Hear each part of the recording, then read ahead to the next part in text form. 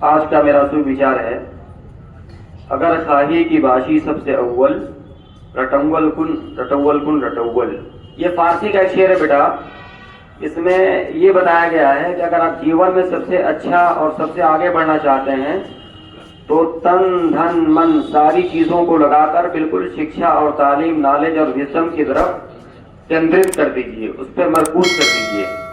और डॉक्टर अंबेडकर की जयंती को कल हम लोगों ने मनाया है। माननीय प्रधानमंत्री जी और माननीय मुख्यमंत्री जी का पत्र भी आया है कि 14 दिनों तक डॉक्टर भीमराव अंबेडकर, जिनको भारत रत्न दिया गया 40 साल के बाद, कितने साल के बाद? 40 साल के बाद। तो इन सारी इतिहास को पढ़ने के बाद हमें गौर करना है कि एक इतना योग्य और विजडम और जिसको सिंबल ऑफ नॉलेज दिया गया है, उसको भारत रत्न देने में 40 साल लग गया। तो ऐरू गैरू नथु खैरू को अगर कोई अवार्ड देना हो तो उसमें कितना टाइम लगेगा। तो प्यारे बच्चों, डॉक्टर भीमराव अंबेडकर के बारे में आप पढ़ करके आएंगे और रोजाना कुछ न कुछ उनके बारे में 14 दिनों तक बताएंगे।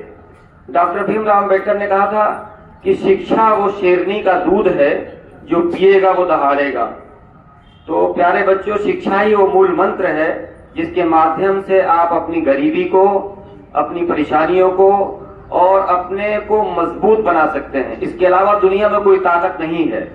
ठीक है, तो आप इसको बहुत गहराई से लेंगे और पढ़ने पे पूरा फोकस होना चाहिए। आप यहाँ आते हैं, आपका एक भी पीरियड अगर खाली रहता है, वाइस प्रिंसिपल साहब मौजूद हैं, आप इनसे कहेंगे।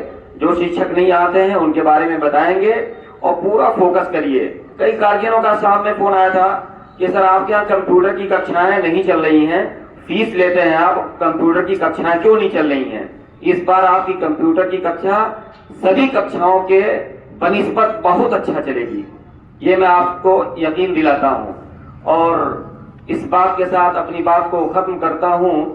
अपने मन में डूब कर पाजा सुरागे जिंदगी, तू अगर मेरा नहीं बनता ना बन, अपना तो बन। प्यारे बच्चों, दो चीजें बहुत कीमती हैं।